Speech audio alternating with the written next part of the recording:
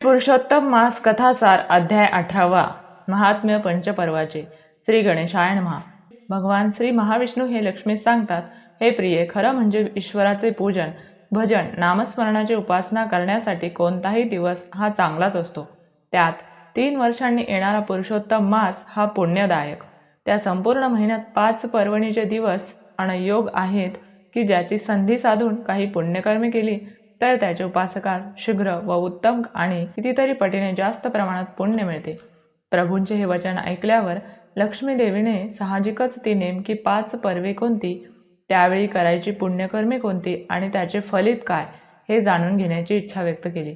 त्यावेळी विष्णू भगवान म्हणाले, वैधृती, व्यतिपात, पौर्णिमा, अमावस्या आणि द्वादशी ही ती 5 पर्वे आहेत. आता मी तुला क्रमशः एकेका पर्वाची माहिती देतो, ती तू ऐकून घे. वैधृती योगावर अधिक मासात पुरुषोत्तमाची पूजा, जप, तप, दान, नामस्मरण अशी उपासना केली तर त्या उपासकास मी प्रसन्न होऊन इच्छित फल देतो.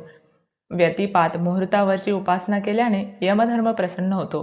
पौर्णिमेच्या उपासनेने ब्रह्मदेव तर अमावस्येच्या तर्पण दानाने पितृगण प्रसन्न होतात.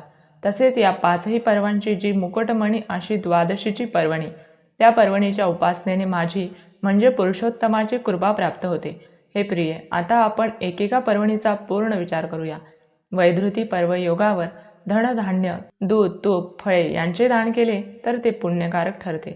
संक्रांतीच्या वेळी दान दिल्याने जे पुण्य पदरी पडते त्यापेक्षा या दिवशीचे दान उपासकाला कितीतरी जास्त पटीने पुण्य देऊन जाते. या पर्वाची शुभ वेळ साधून भक्त प्रल्हाद, मध्वा, माधांता इतकेच नव्हे तर प्रत्यक्ष ब्रह्मदेवांनीही दानधर्म कृत्य करून पदरी पुण्य जोडून घेतलेले आहे. दुसरा उत्तम योग म्हणजे व्यतिपात योग. हा योग सूर्य आणि चंद्र यांच्या विशिष्ट स्थानी येण्याने घडत असतो. त्या योगावर दानासारखे पुण्यकर्म केले तर दान करणाऱ्या व्यक्तीस धनधान्य, सुख, संतती आणि संपत्ती प्राप्त होते. कुरुक्षेत्रासारख्या पुण्यपावन भूमीत दान देताना सूर्यग्रहणाचा योग साधला असता दात्याला जे आणि जेवढे पुण्य मिळते त्याच्या 12 पट जास्त पुण्य ही अधिक मास व्यतिपात पर्वणी आपणास देऊन जाते. जर हा योग रविवारी येत असेल तर त्या दिवशी प्रातःकाली लवकर उठून स्नानादिक कर्मे करून पुरुषोत्तम स्वरूपी प्रपूजन करावे. सुपात्र अशा ब्राह्मणास 13 नारळ, सुपाऱ्या, फळे इत्यादी दान करावी. हे दान कोणीही स्त्री, पुरुष, बाल, वृद्ध, अगदी विधवा किंवा शूद्र जातीत जन्मलेले जीवासही करता येते. विशेष म्हणजे या दानाचे पुण्य सर्वांना सारख्याच प्रमाणात मिळते.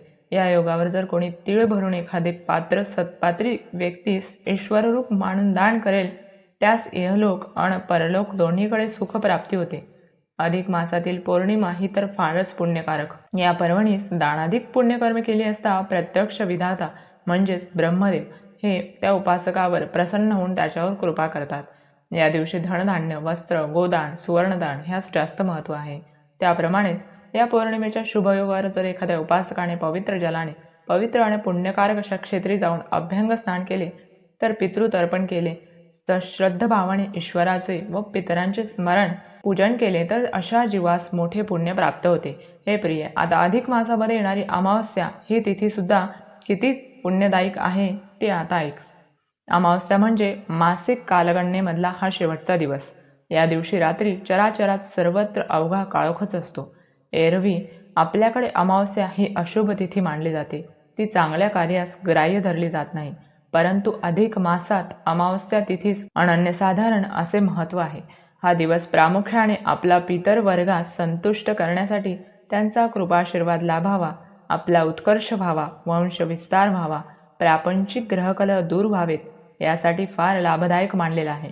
ज्याप्रमाणे आपल्याला इहलोकात थंडीत गरम वस्त्राची तर उन्हाळ्यात शीतल पाण्याची गरज असते, तद्वत त्या आपल्या पितर वर्गांना सुद्धा अन्न, वस्त्र, पाणी ह्यांची गरज असते. आपण भूलोकी त्या गोष्टी सत्पात्री दान दिल्यास त्याच्या बदल्यात ह्या गोष्टी त्यांना त्यांच्या ठिकाणी मिळतात.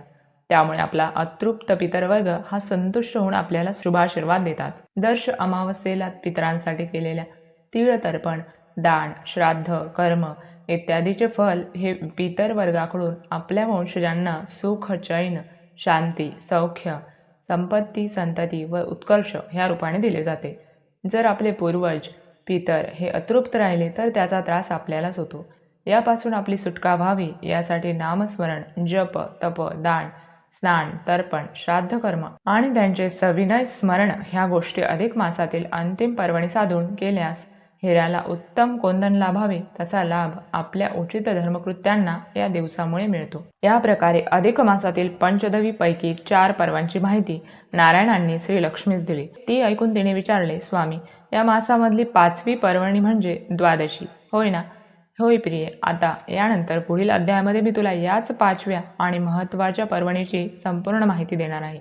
नारायण ऋषी नारदांना म्हणतात, मुनिवर, तो द्वादशी व्रत महात्म्याचा कथाभाग आपण पुढील अध्यायांमध्ये श्रवण करूया.